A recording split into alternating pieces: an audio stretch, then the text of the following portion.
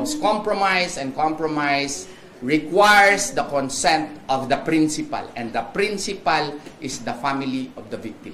Attorney, question lang. I just want to clarify whether na umabot ba sa inyo na earlier may reports kasi the people involved there, the players, the coaches were asked to sign an NDA.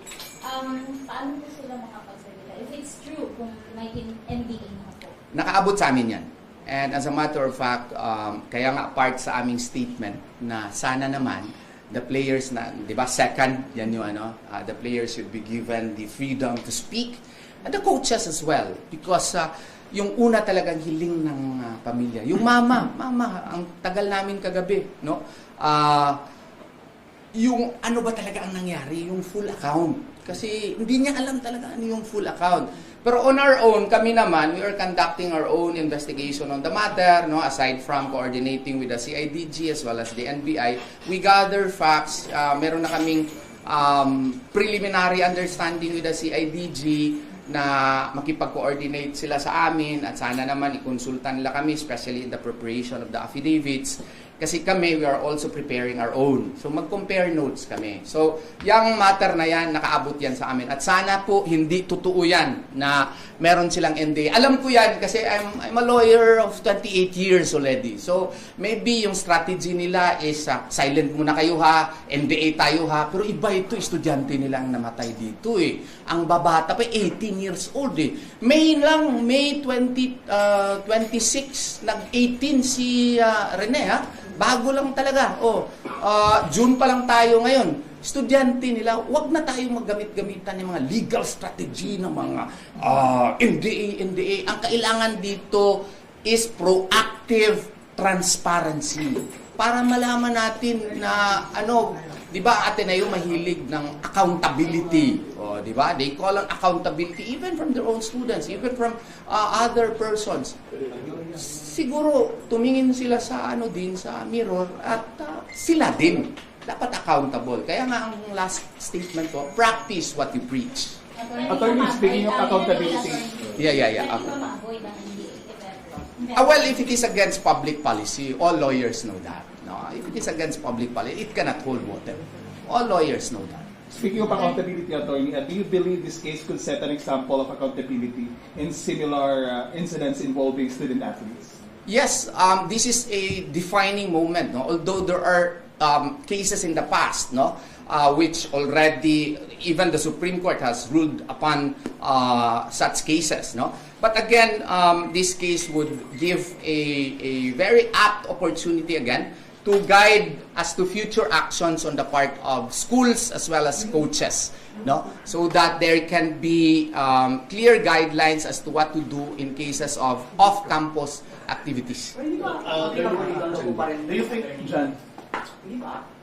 Baka sabihin ninyo ako lang nagsasalita ha. I will let my Assistant Dean of JMC Law School, who is our civil law expert, answer that question. Lapit lang sa mic. So there are a lot of causes of action that we are looking into.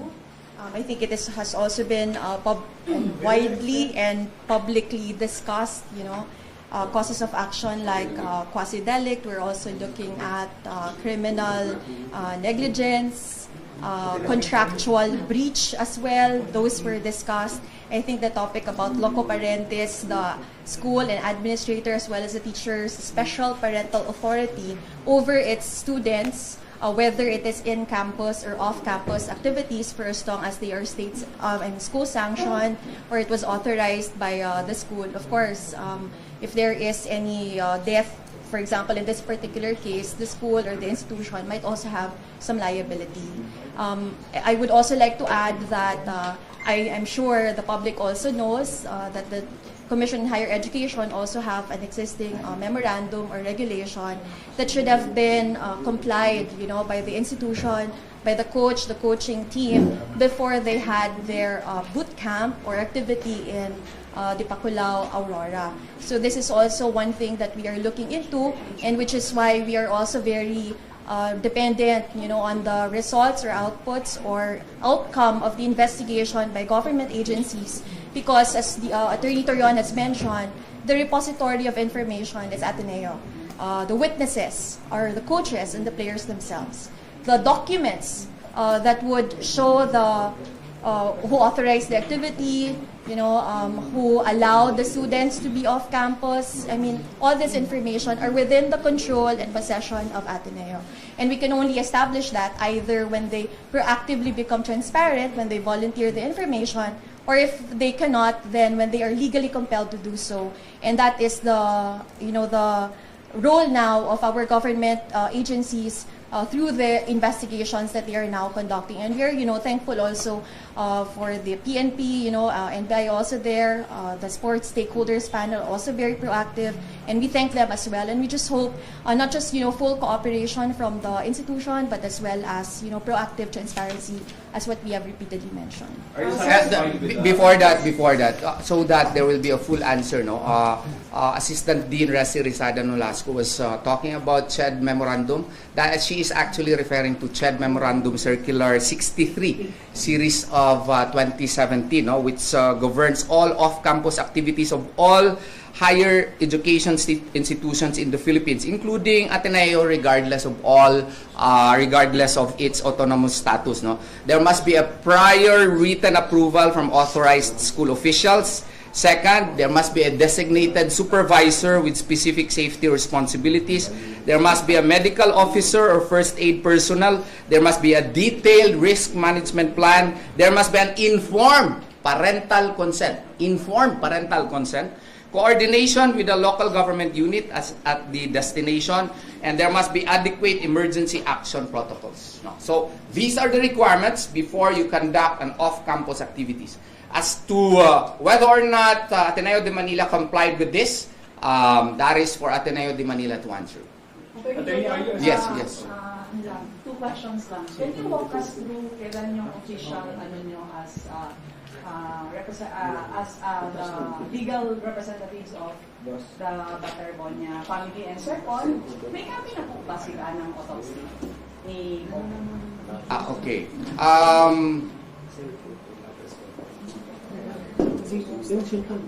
I think we became may nagtawag kasi sa akin, tapos may nag-text. Bakit? Relevant ba talaga yan?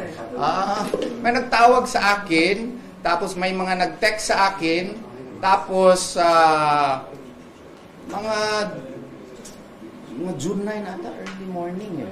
June 9, mga evening pa lang, dami nang nagatawag sa akin. I received a call around June 8 in the evening. Because ano pala itong nangyari? Itong sa Facebook ba ito? Yun. Okay. Sige, tingnan natin. Tapos, we were able to connect with the Baterbonia family when they arrived in Manila already. My associate in Torion Bondoc Law Firm, I instructed them, okay, we have been given the go signal already by the family to act, but we have to contact the mother herself, okay? The family, the relatives know, but the mother herself, hindi pa niya alam. Kasi at that time, nagbabiyahe na and she was in a state of shock. Okay, so doon sila nagkita sa Arlington Memorial. Mga hapon ata yun. Nung pagdating ng body, doon na sila nagkita ng aking associate sa Torion Bondoc Law Firm. That is Attorney Jersey. Ano nga ba? Jersey? Rondes Layog. Okay, the former office manager namin sa Torion Bondoc Law Firm. And then the SPA was signed in the afternoon on June 9, and all letters authorizing us to act were signed in the afternoon of June 9. So officially June 9? Yes, officially June 9. And then as to the autopsy, yes, we received the autopsy from the NBI. Of course, there are, it does not necessarily mean that we are in agreement with the findings, okay? But we received it, I think, June, it's with, Jabo Silahe, my other associate, Attorney Asilahe. He received it June 10 siguro ng hapon, mga hapon ata. Ano na ba tayo ngayon?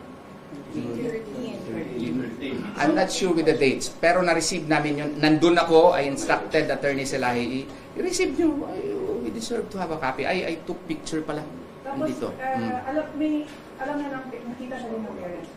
Yes, at pina-interpret namin, we have a, what you call this, volunteer din ha, hindi taga Torion Law Firm, former student ko na doctor, attorney, na matalino, tapos interpret ko sa kanya, and yung interpretation, amin na lang yun.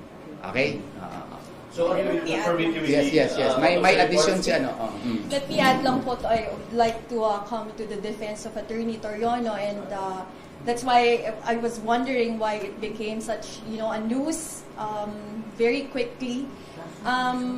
This is not the first pro bono case of the law firm. Knowing Attorney Torion for almost 10 years now, he has always helped a lot of people. I mean, the associates of the firm, there's like how many of us? 15, 16 of us. Many of us are actually even, work so hard 24/7, whether it is a paying client or a pro bono client. And if you know Attorney Torion, even if wala ka pong ikabayad, he would accept you and ask you, anong maitulong ko? And then he would ask us to help him also help the client. So maybe when Attorney Torion was contacted by several friends or relatives of the victim, it was knowing his character, knowing what he has done for the past 28 years as a lawyer, he did what he usually does, extend help. Maybe nauna lang po siya. No, maybe nauna lang din po kami on the scene, and we're thankful that we have 2 law firms now, one in the Torion and Bondoc law firm, and there are like 4 or 5 lawyers in the firm. There's 15 of us here. So it was really a collaboration. And in fairness to all the lawyers, I mean, they were there. I mean, Attorney Jersey was there accompanying the family, talking to the family, comforting them as well. I mean, if other lawyers also would want to come, they're free to offer their help as well. And I even said, if this is an issue, maybe other lawyers would want to come in. But we don't want that. I mean, for as long as there's something, any service that we could extend to the family, whether legal, whether it be, the mere presence of the lawyers being there, at this important stage in time, it's very important for the family to be seen, to know that there are people who are supporting them. And as what the attorney has already mentioned, currently in the team, it's not just the members of the 2 law firms, but we have one actively helping us also, my former classmate in the law school. She's not from the firm, and the other one who is a lawyer and doctor as well. So, and I also have alumni who manifested and signified their willingness to help. And what we did and requested for them, if you wish to help at this point in time, knowing the sensitivity also of the data and all that, you could perhaps give your views or arguments, which we could, use or utilize should this case reach the court, or should a formal complaint be filed. So, Attorney, are we questioning the first autopsy report? No, I'm talking about the engagement of the law firm. So I really just hope that that issue is already settled. The family, the lawyers of the firm are also with the family as well. So sana lang po hindi na lang maging issue na magtulungan na lang po tayo. In fairness to Attorney Torion, ganun lang po talaga ang character niya. Siya lang po ang nakikita ninyo, pero marami po kami mga abogado sa law firm. In fact, this is perhaps the first time I've spoken in public. I've always, maintained quite a private, I'm behind the curtain, Attorney Torion is the face that you see for the firm, but there are so many of us in the family that's helping the clients that we help at the moment. Sa amin kasi sa opisina, ganito sa amin sa opisina, I just give the instruction, provide the legal framework, the legal direction. Sila po tumutulong sa akin. Actually, sila po yung matatalino, ako hindi po. Oo. Attorney, what sets the case of Baterbonia? Parang iba siya sa ibang pro bono na case na... Well, maybe because of its prominence.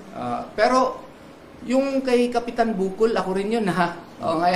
So pro bono din yun. Oo. So nilapitan ako ng pamilya, and what you call this, buti na lang wala ding issue nun, no?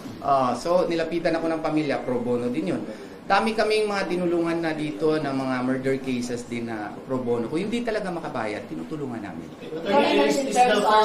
Ito siguro sa media coverage siguro kaya nagkaganito. At saka siguro yung let's admit it, identified ako sa mga Duterte. Identified ako kay Pastor Apollo Kibuloy. Identified ako kay Senator Bato de la Rosa. So, siguro dahil dyan, maski gaano ka pakagaling sa kabilang kampo, wala, tae ka. Parang ganun ba? O, yun ang ano kagad. Nilalagyan ka agad nila ng kulay. Iba naman ang issue dito, may namatay. Taga-Ateneo di Davao ako eh. Yung anak ko nga, taga-Ateneo di Davao, siya nga nagtawag, Dad, may nagtawag na ba sa iyo? Kasi kakilala namin yan. Kasama namin yan sa Ateneo. Yung anak ko, nag-request akin, tulungan natin, Dad. Yung isa ring puring anak na nasa Lasal na, Dad, can you help? I know him eh. Kasi nagkaabot pa kami sa Ateneo. Nasa Lasal na siya, tumawag din sa akin. Kasi I'm from Ateneo di Davao and all of you know, taga Davao naman siguro ako. So kung mayroong siguro dito, hindi siguro ipagkakaila na appear yung pangalan ko, Atty. Torrio. Kasi, di ba pare, tagal naman din ako sa Davao. No? Meron naman din tayong name konti. Yes sir, yes sir. Ano yung in-doubt ba tayo dun sa first autopsy report? That's Actually, doctor? No. I would like to state, hindi po kami nag-hire. Meron kaming resident doctor na kasama namin volunteer.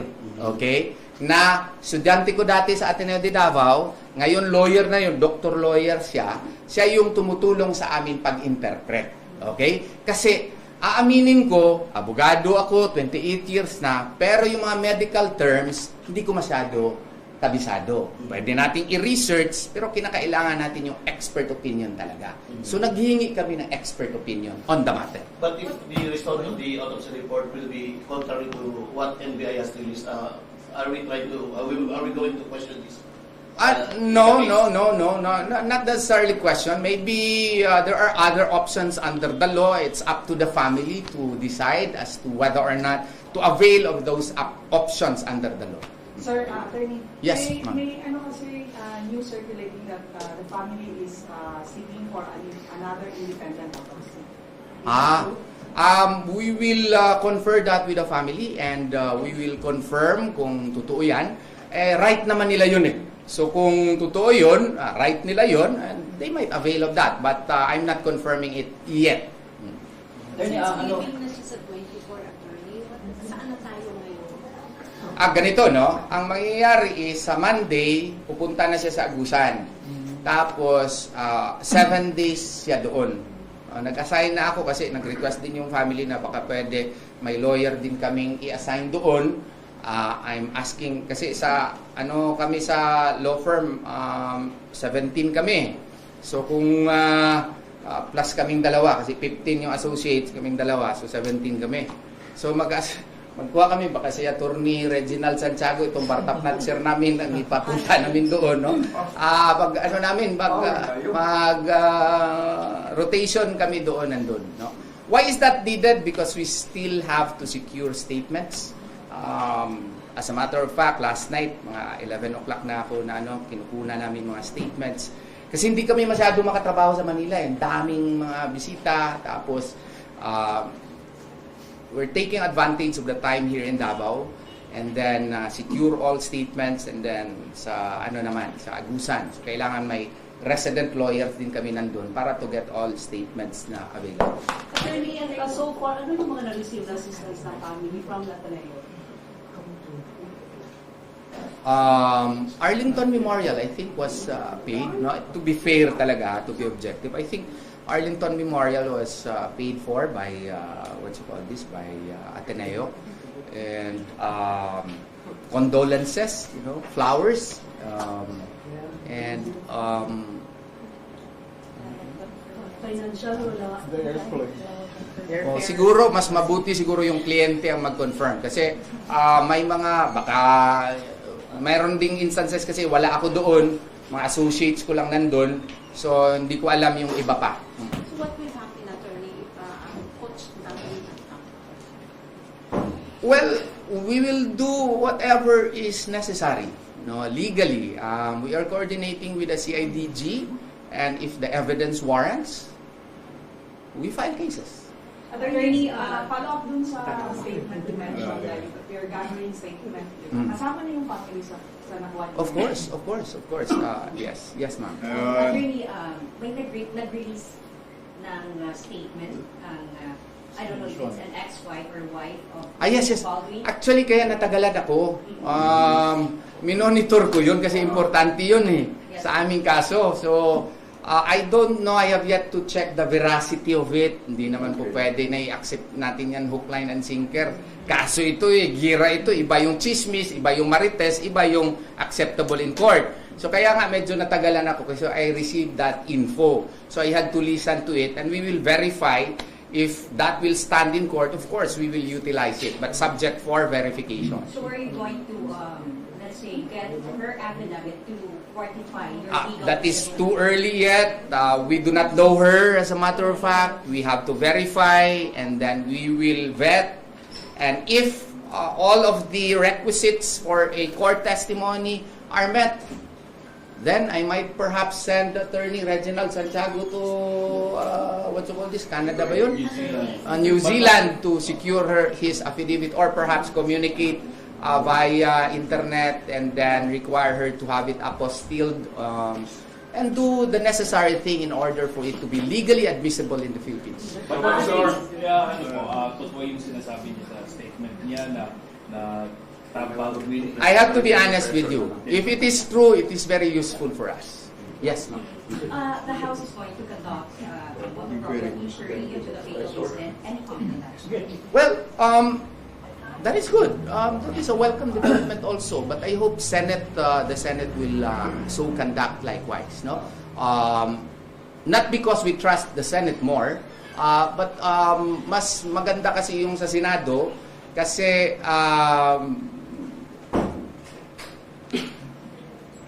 mas maganda ang Senado. Yes, sir. My friend, if you will be the lawyer of the other side, kung sakali ikaw maging lawyer sa Ateneo? Ateneo, Di what Manila? are you going to do? Hindi nala ako mag-speculate, my good friend. Hindi nala ako mag-speculate kasi mahirap na. Ang daming matatalino niya, kaya nga minamaliit tayo ditong taga Davao ang daming magagaling nila, hindi na nila kailangan si Attorney Torion. Kaya nga, di nala ako mag-answer dyan. Inopero ka ba na maging lawyer din ni Adelie? I have to confirm that, yes. But we have to formalize everything because this is a very sensational case. I might be accused again of ambulance chasing. My golly, no? This first time that I am accused of ambulance chasing in my 28-year law career, no? So we have to specify everything, discuss it with the family, and sign documents. Kasi, chances of winning against the, Only Allah subhanahu wa ta'ala knows that, but so far so good. Actually, the PNP-CIDG identified 2 persons of interest. Do you know them? No idea yet. But I have an inkling, but I will not tell you. So no coordination with the authorities again? We are coordinating. And as a matter of fact, we are communicating with the chief of CIDG and the one in charge of, the investigation. As a matter of fact, we had a discussion yesterday. But as to the details of which, I cannot reveal. What about Ched? Are there any coordinations with Ched? Ched, yes. I was able to talk to Chairman Gregorio. I think yun yung and PSC pala yun, sa PSC si Undersecretary nagka-meeting kami USEC ng DepEd and then PSC head and we had a long conversation and the PSC was conducting its own investigation insofar as the coaches are concerned. The CHED likewise is investigating insofar as the school institution itself. And CHED gave a tulong, abuloy sa pamilya. I don't know if the family received it. No, I think they gave 250,000 pesos. Sa PSC pala yung nagbigay. Oo. So, yung CHED, ongoing din yung investigation din nila. Actually, what was the response of the family when Coach Baldwin says, I'm sorry? I have to say this, yung mother sabi niya, it's not enough. kasi ang gusto niya yung katotohanan. Nandun yun po sa aming statement na kailangan magiging, kaya ako kasi hindi ako hilig pag mag-press ko na ako, hindi ako hilig pero sabi nila, Attorney Resi Rizada, we have to write it down, pakita sa pamilya, okay sa kanila. So, para meron talagang basis kami, ang sabi kasi ni Ma'am, hindi enough yun. Dapat pinakita ko anong nangyari, sinong nag-utos, yung blow-by-blow account daw kung anong nangyari sa kanyang anak. Oo. Yung accountability daw dapat. Oo, hindi pwede daw magsabi na sorry tapos hindi siya sabihan kung anong nangyari. Yun yung kanyang Tsaka yung response daw ng Ateneo napakakulang. Napakakulang. Yung wala ang nag-inform sa kanya yung coach pa daw na nasa abroad, hapon na. Tapos hindi kumpleto, parang 10 seconds lang. Very sorry, nalunod si Rene. Yun lang. Tapos wala nang tawag for more than 8 hours. Oo. So, hindi pa niya alam kung anong gawain kasi wala siyang pamasahe papuntang Manila. Buti na lang si Governor Cane tumulong sa kanya. Oo. At si Governor Cane ang nag-arrange ng kanilang trip to Manila. Tapos, di pa siya maniwala na patay yung anak niya, August 9 na niya na-confirm. Kasi nandun na yung... June 9 na niya na-confirm. Nandun na yung kanyang relative na nandun sa Arlington Memorial. Video call.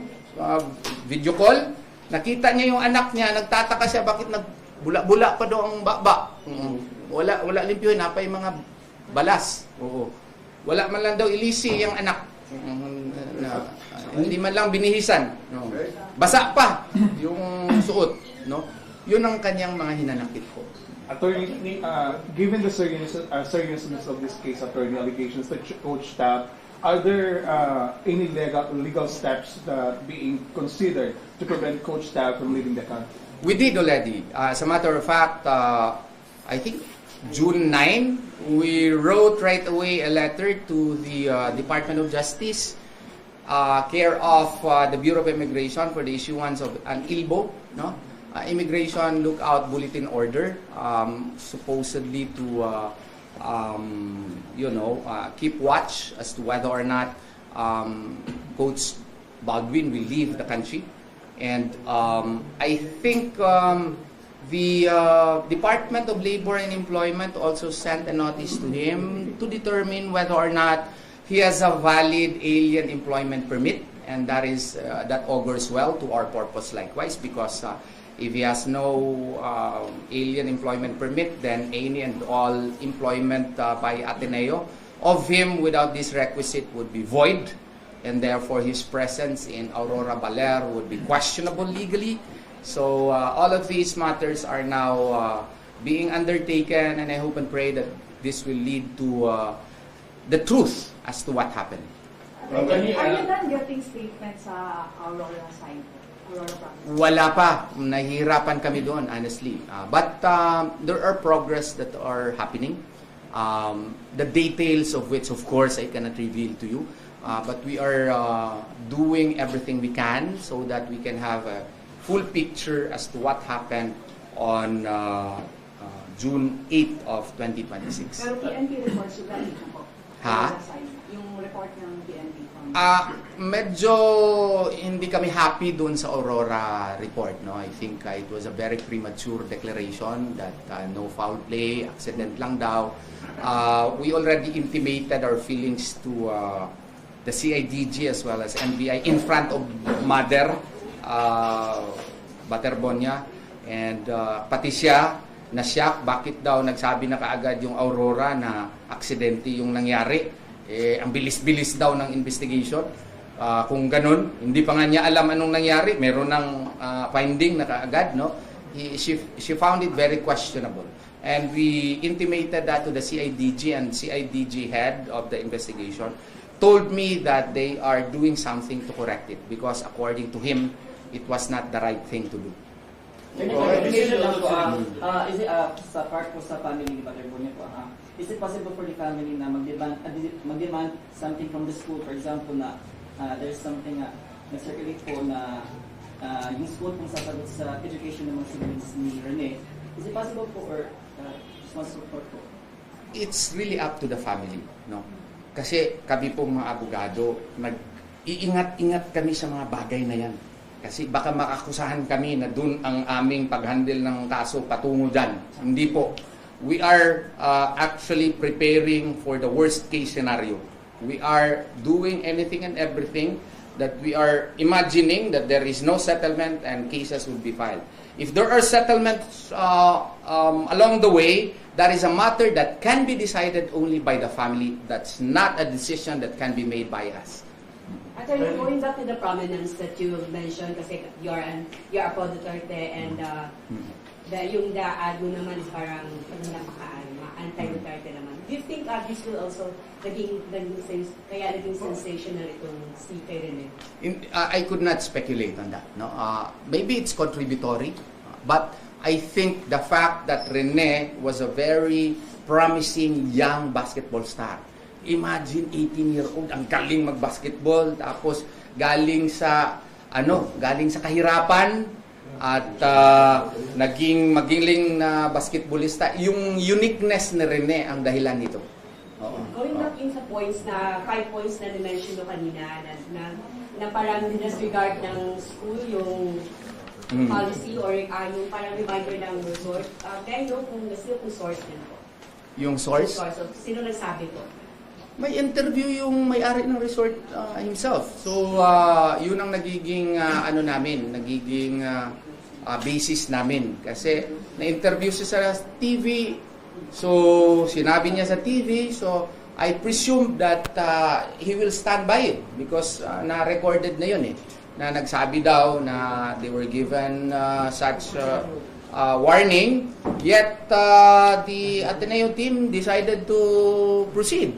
And they were even allegedly told na just leave us alone, we will do this. O ganun. So as to whether or not that is true is up to the resort owner if he will execute an affidavit to that effect. But I believe since he declared it on TV already, he will stand by his word. I think before also the resort owner granted an interview regarding that. He was interviewed as well by the NBI, so perhaps that particular statement may come out from the investigation report of the NBI as well. Attorney, how pa ba dun sa dun na resort sila frequent on the bootcamp? We have information 2016, 2017, basta at least 4 times na daw sila doon. The same resort? Same resort. Attorney, But that is raw information. We do not have an affidavit yet to that effect.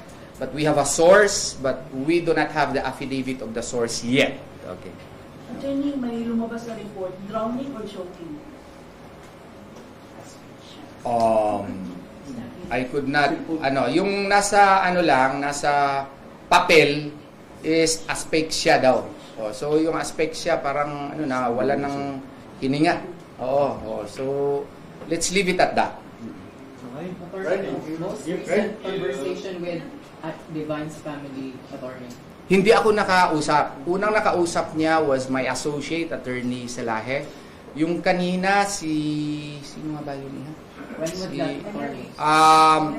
Kay Attorney Selaje was I think June 10, before nadala dito. Mother niya yung kausap? Yes, mother niya yung kausap. And then, kaninang hapon, tumawag nandito sa aming group chat. And you mentioned, attorney, that wala pa kayong finalized na agreement but you're gonna stand on behalf of the family? For Baterbonia muna. Okay. Kay Adile, hindi pa pwede. So, ayun yun, 2:30, more or less, the uncle of Divine from Nigeria just called me, meaning Attorney Selaje, kasi sila yung nakapag-usap sa originally last June 10 So kanina, the family wants us to represent them as well, but I will still speak to the father right now through call. The uncle told me that the parents are very distraught right now. Other information, di na pwede isabi. But that prompted you, attorney, to speak on behalf of the itong press release. I have to do that because nag-signify na sila. So, in effect, only the formalities have to be done. So, kung hindi ko rin sabihin, baka, they might also, express why we did not include them. You have to understand, nasa Nigeria sila eh. May papel na kami. Of course, babasahin pa nila yon. Pag they will, process the same, tapos pabalik dito. Takes time. Do you have an info na dumating na yung body ni Dubai?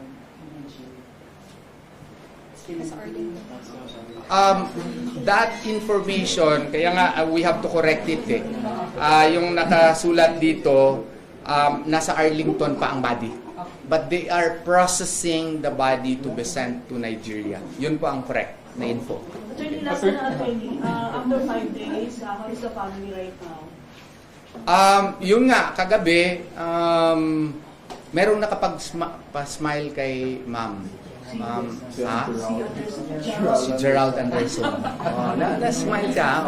Smile siya. Attorney, lastly na lang, attorney, what is your message would you like to give to those, to the public and to those seeking justice to Rene and to Libanyo? Final words. Well, we hope and pray that Ateneo de Manila will practice what they preach. I know that it is hard to process the events that transpired, but I know that they are godly. The management itself is known to be very religious, and I hope that they will do the right thing. Let us not add more to the sufferings of the family, and I hope they will do the right thing, and that is to reveal the entire truth, not hide under complicated legalese, and own what has to be owned by them. Yun lang po. Okay, thank you. Thank you, guys. Okay. Sige, yan na. Attorney, follow-up lang ako. How about housing or more argument or to substantiate your claims? Well, if they will really do it, they will